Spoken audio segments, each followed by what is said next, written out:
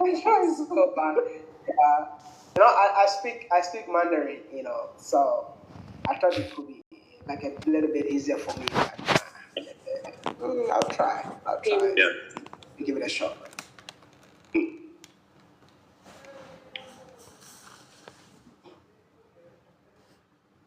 Oh, someone doesn't speak Mandarin too. Okay. It looks like there's other Mandarin speakers in the room. I know, right?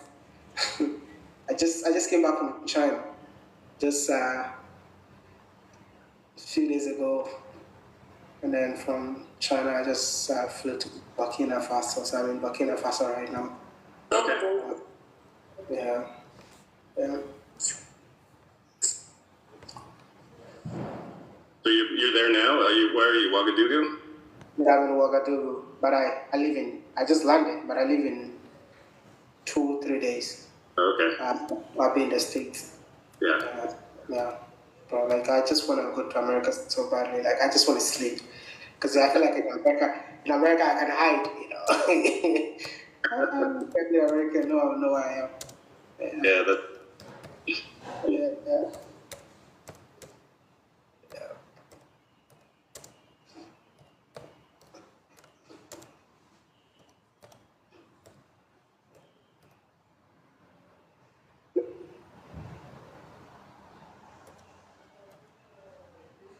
I wish I could speak now. Oh. That's the Mandarin speaker. She's excited to speak Mandarin. Yeah.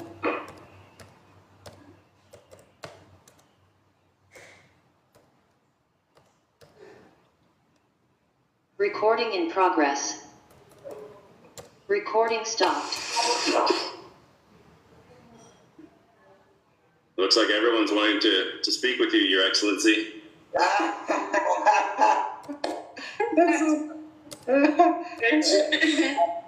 I landed Recording in progress.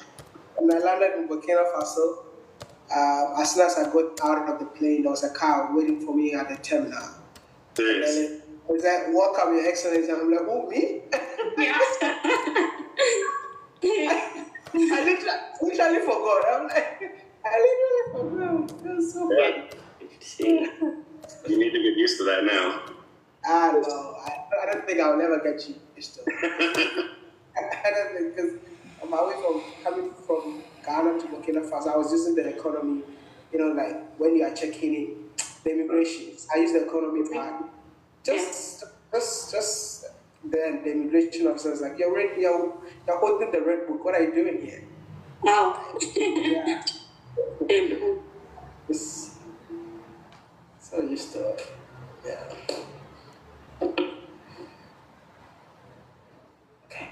All right, we're in the countdown now.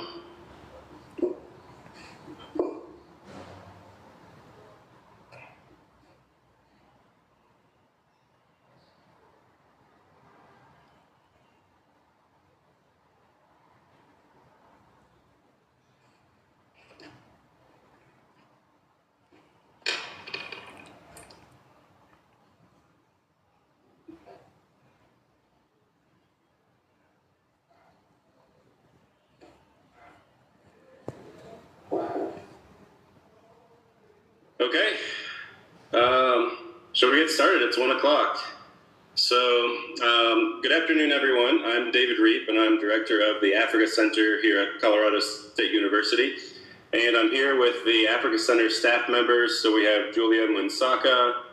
I don't know if we can see anyone. Avery Ansell, Katie Dundas-Gordon, Victor Kalalanda, and Rebecca Sewu. And we're happy to welcome everyone to today's special event, Around Africa, a conversation with Wodamaya. So this event is part of the Africa Center's Eye on Africa series, which features speakers doing great things across the continent. And we're truly honored to be joined by our guest, who's a Ghanaian YouTuber, digital media influencer, and entrepreneur, and one of Africa's most recognizable storytellers. So what began as vlogs about his experiences as an African student abroad has evolved into a full-fledged media movement, Africa to the World. And through his travels across the continent, Wodamaya uses storytelling to challenge stereotypes, to highlight innovation, and celebrate the beauty, resilience, and creativity of African peoples and communities. He's covered stories from entrepreneurs in remote communities to startups transforming entire industries, and his platform has not only entertained millions, but also amplified voices that are too often unheard. So beyond content creation, Wodamaya is also a philanthropist and entrepreneur. In 2021, he founded Charlemagne Estate in East Legon and has supported education initiatives and community development projects across the continent. In recognition of his work promoting Ghana and Africa's global image, he was recently awarded a Ghanaian diplomatic passport in 2025, which is a testament to his impact as a cultural ambassador. So for everyone that's joining us here today, again, welcome. I just want to kind of lay out how the session will go. So we'll begin by inviting our guest to discuss his creative process and travels and his vision for the future of African storytelling. And after that, we'll open the floor to audience questions. So please, anytime if you'd like to ask a question, type it into the Zoom chat, and we'll come to those, and our moderators can ask the question to our guest. We really want this to be an engaging and conversational session, so please feel free to react in the chat, share your thoughts, ask questions, and connect respectfully throughout the event. So, without further ado, please join me in giving a warm welcome to Wodamaya, the storyteller, the bridge builder, and the voice bringing Africa to the world. So, Your Excellency, we're happy to have you here and excited to hear what you have to say. And just to kick things off, I just want to put this out there. You started out studying aeronautical engineering. So what was it that made you put down the tools and pick up the camera?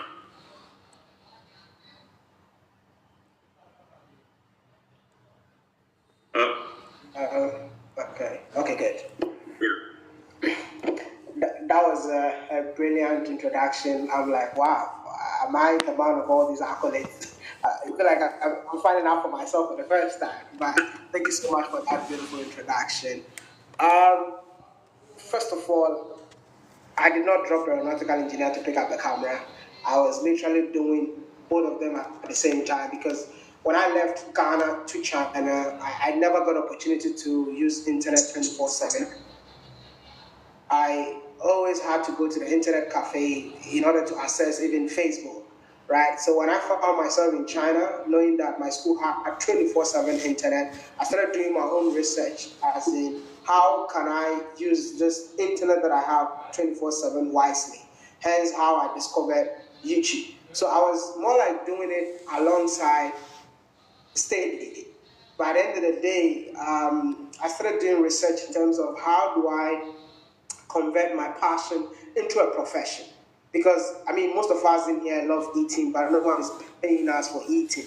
I mean, some of us love sleeping, and we sleep and don't get paid. I discovered that my passion was more of talking. And I'm like, why am I talking and no one is paying me for talking? So the journey of having 24/7 internet, the journey of trying to figure out how to get paid whilst talking, hence how I found YouTube.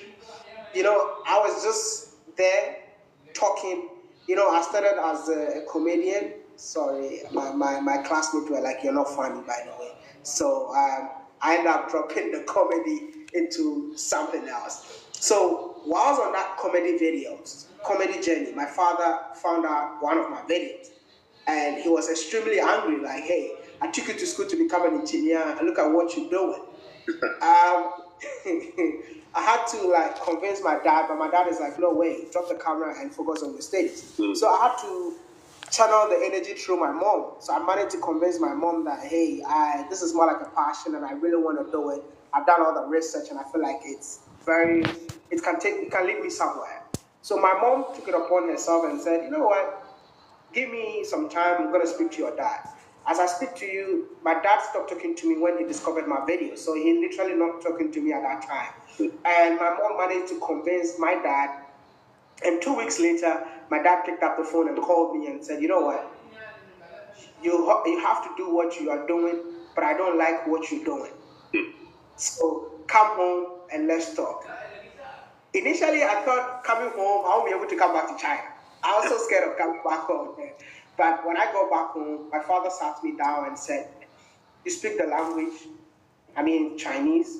Why don't you use the language that you speak to change the way Chinese people think of Africa?" That was not my concept. That was not my. It was my father's idea. So the moment I came back to China, I decided to apply the ideas that my father gave me. Hence, how my videos started going viral in China, changing stereotypes about Africans living in China, and I had to just pick one because yes, I graduated in 2017 as an aviation engineer. One of the students that was, out of 50 or let's say class of 60, I think I was top 10. So I was actually chosen to work in a company in China. But at the end of the day, I was making more money than the amount of money that I'll be paid while I was working at the aviation industry. So I had to just, pick one. But I think I made that decision because my dad was no more. If my dad was alive, I don't think I would be doing what I'm doing right now because my dad was strictly for education. So what I did was, after doing all the research, I'm like, it's time to pick one and leave one. The reason why I dropped aviation engineer was not just about money, but also realized that with aviation engineer, what kind of impact can I make? Yeah, so I had to compare impact. And then I went to making videos, and I'm like, you know what? A lot of people are coming to China just because of my videos. So if people are coming to China because of my videos, I guess that's impact. But if I go back to Africa to do what I'm doing in China, I think I'm going to make a bigger impact. So that's one of the biggest reasons why I was like, you know what? It's time to say goodbye to aviation engineering. But also, let me just tell you, if whatever you're doing, if you make impact, the impact converts to what? Income. So the two moved along, and I'm like, you know what? It's time to say goodbye to aviation. But it's not a forever goodbye because should I put one of my dreams in here? One of my dreams is actually own a jet someday, and that jet I might be able to fly the jet myself. So I'm still in the aviation industry, right, at the end of the day. Yeah. Oh, that's great. Yeah, I'm intrigued, and I love how this idea of movement and journey is really embedded with everything that you do. And I wonder for maybe people who aren't familiar, your name, Wode Maya, comes from a Chinese phrase. Could you mind to just speak on that and talk about how it's become part of your identity and what it says about your journey between cultures? So, Wode Maya simply means my mom. But if you speak Chinese, you can say I am Maya, which means oh my God. But if you say I am Wode Maya, it means oh my mom. So when I started learning Chinese in China, I realized that this catchy phrase, anytime I say it, I get things for free. Like I can literally go to a restaurant and just shout it, I am Maya, and at the end of the day, I'll get the food for free because it's more like a local dialect. So the Chinese people literally get shocked when they see a foreigner speaking a local dialect. But then when my father was more like against creating YouTube videos, and my mom managed to convince my dad, I was like, why not just use the word Wode Maya? So Wode Maya simply means my mom, just celebrating my mom for convincing my dad to accept my YouTube journey. That is it. Okay. Yeah. No, that's great. I like how you're kind of putting your own story, your own biography into what you're doing here. So when you talk about this idea of Africa to the world and storytelling, I know that you've said that your mission is to change how the world sees Africa. What are some of the biggest misconceptions that you still encounter?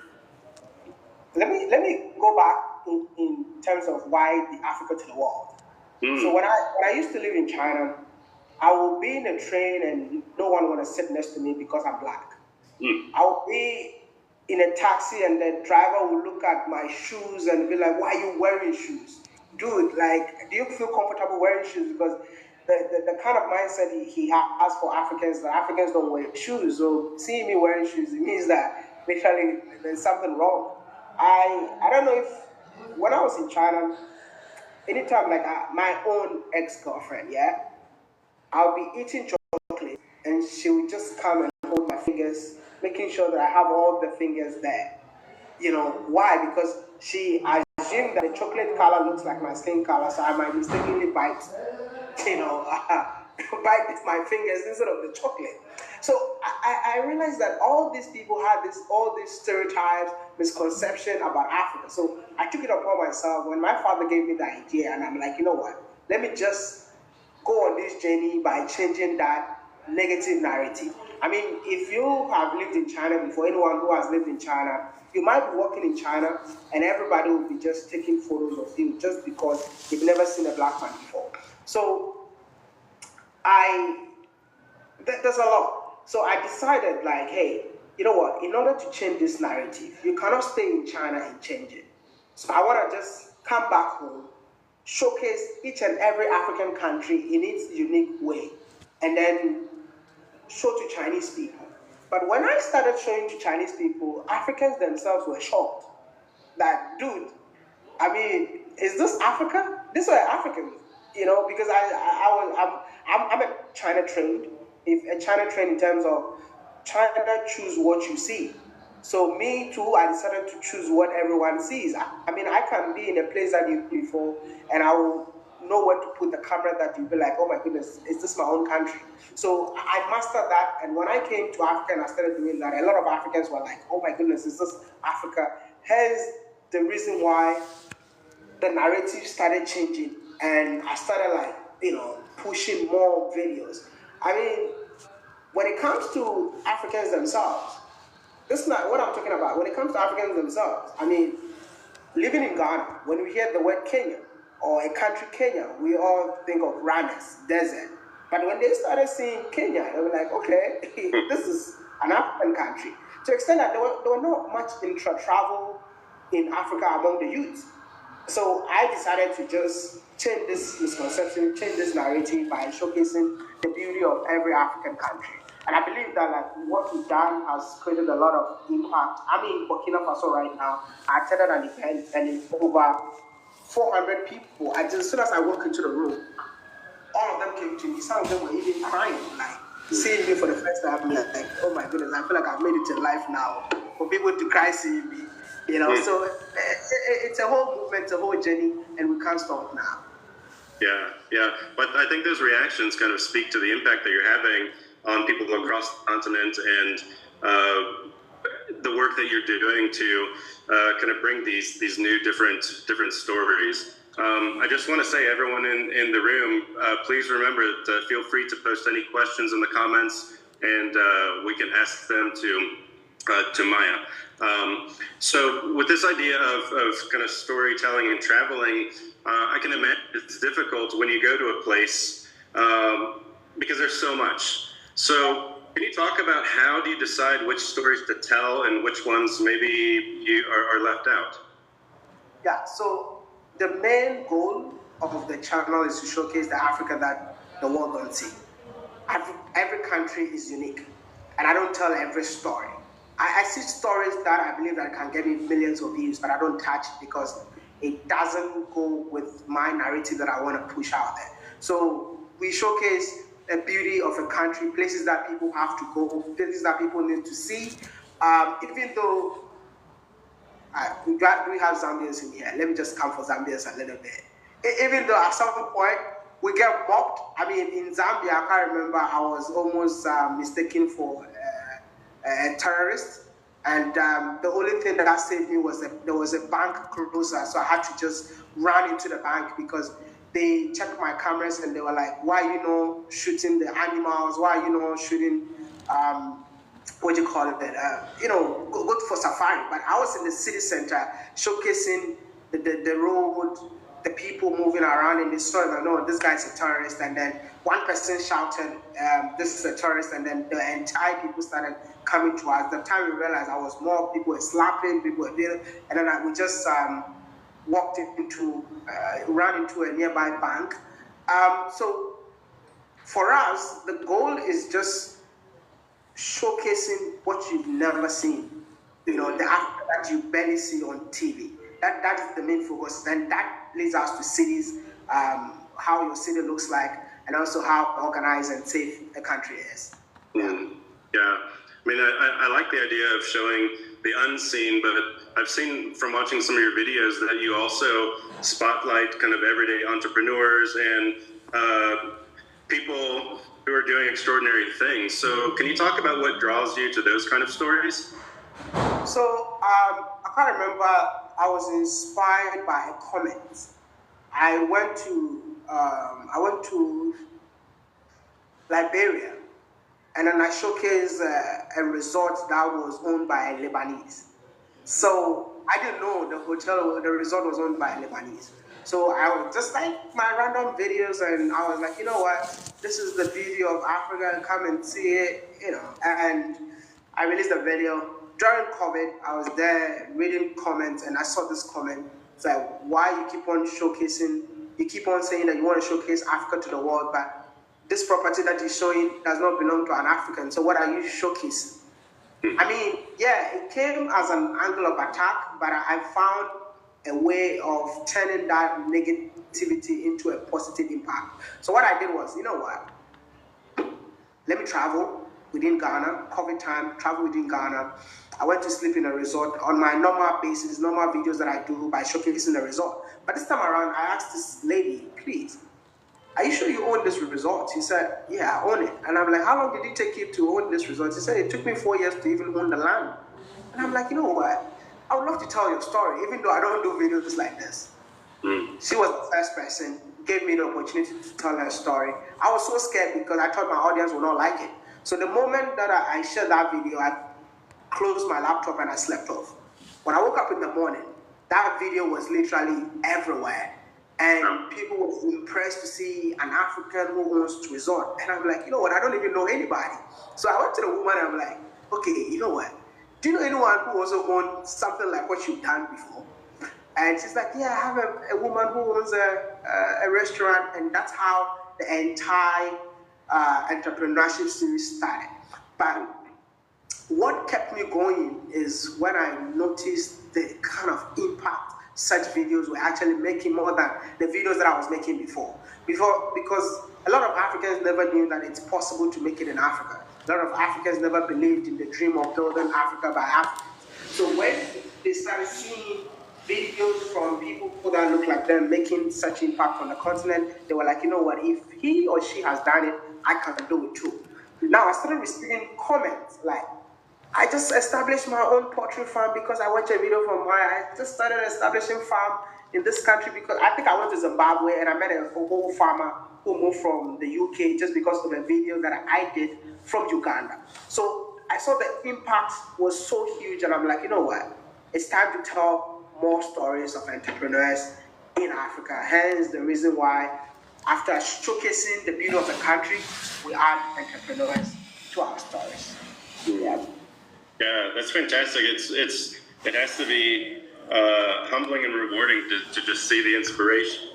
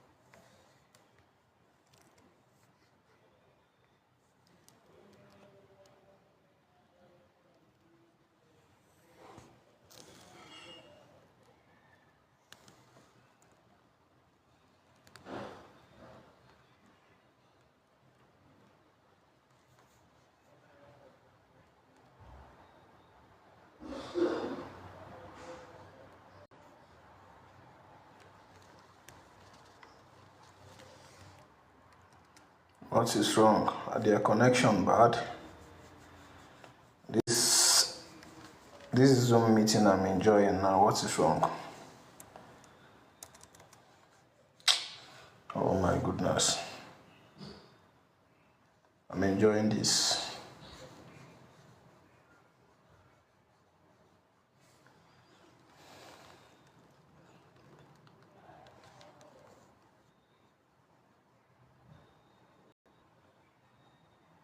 Kuro, Alpha, Kuro. I'm on Zoom meeting. Gospel. Oh shit. What is really the problem? This should come from them because I have internet.